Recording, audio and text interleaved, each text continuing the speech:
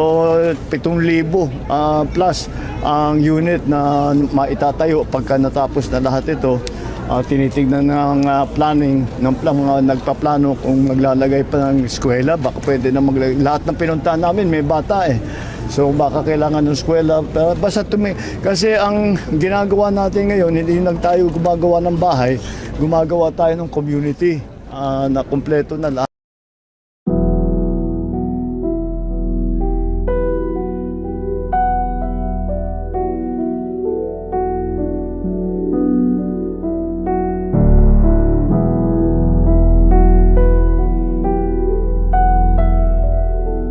Proyekto na ito is part of the pambansang pabahay para sa Pilipino program ng ating mahal na Pangulo. We started developing this in 2023. 30 buildings na tayo, yung 14 tapos na.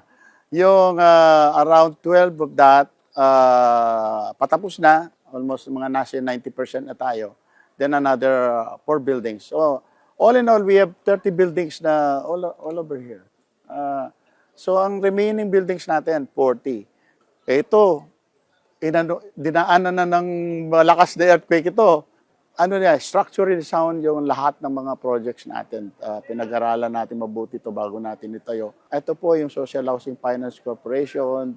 Mandato natin talagang gumawa ng mga social housing programs para sa mga formal and informal settlers na nandun talaga sa mga mababang kita na kababayan natin na hindi kaya magkabahay kung hindi natin sila tutulungan.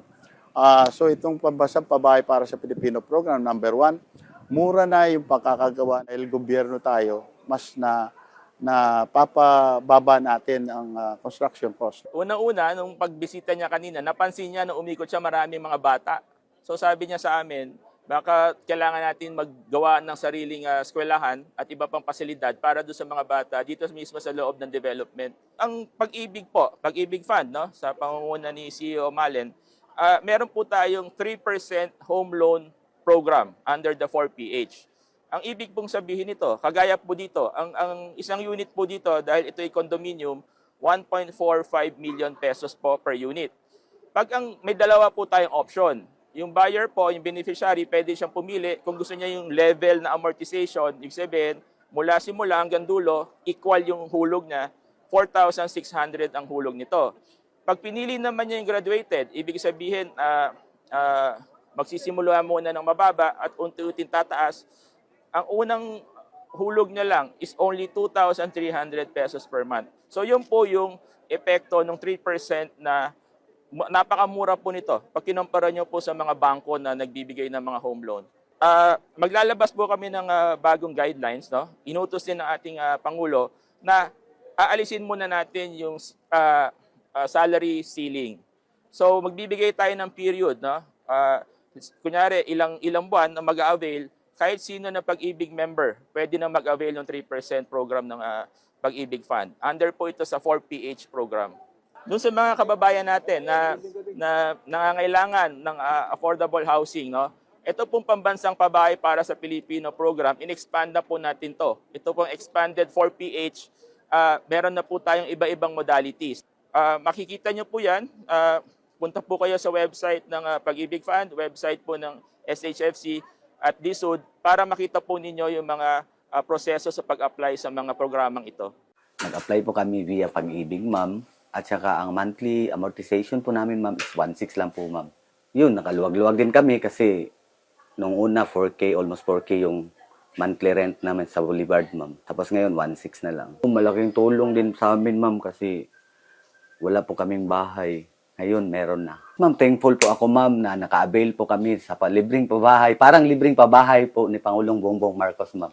Yung asawa ko pa isang seafarer. Talagang nagustuhan niya po kasi wala po siya. Ay naghanap po talaga siya ng yung housing na madaling lipatan, malapit sa school, yung malapit sa market. Nag-process ng mga documents. Tapos, nagitan na lang po kami ng a year bago po na turn over tong bahay sa amin. Malakas naman po ang water at hindi naman po nag-run out dito. Okay lang po talaga siya. Mga bata nakapaglaro naman po sa labas, safe po sila. Malaking tulong to sa amin. Papasalamat po talaga kami, ma'am, sa project na ito ng ating sa social housing at sa ating Pangulo po, ma'am. Sir, how is this compared to Bliss? Bliss, your mother's Bliss. Well, it's bigger and higher compared kasi siyempre we are progressing now at hindi na tayo kasi dati it was house and lot talagang pinag-uusapan except sa cities na ginagawang mid-rise. Dati 5 stories. So ito ganun din 1, 2, 3, 4, 5 pero mas malaki yung building at hindi ganito karami sa isang development. So we're looking just to see. Hindi pa tapos to. Ang idadagdag pa ilang building pa? 42. Altogether, 42 buildings ito. So 7,000 plus ang unit na maitatayo pagka natapos na lahat ito. Tinitignan ng planning ng mga nagpaplano kung maglalagay pa ng eskwela, baka pwede na lahat ng pinuntahan namin may bata eh. So baka kailangan ng eskwela. Basta kasi ang ginagawa natin ngayon, hindi lang tayo gumagawa ng bahay, gumagawa tayo ng community na kumpleto na lahat. Dahil mahirap tirahan kung wala naman pupuntahan yung mga bata, walang malapit na palengke, hindi malapit sa trabaho. Yun ang mga titignan natin, hindi lang yung pagpatayo ng bahay. But we'll be continuing siguro. Lahat ito, yung buo nito matatapos by end next year. Di ba? Sakali, baka sakali. Then, matatapos natin yan. By the end of next year, lahat ng 42 na buildings. At isa pang bagay, nandito si Sec Vince Dizon, magpapaiwan siya rito, pupuntahan niya lahat ng nabaha in the southern portion. Dahil ang problema, meron palang master plan yun na 2023 for whatever reason hindi ginawa doon sa yung mga ibang project.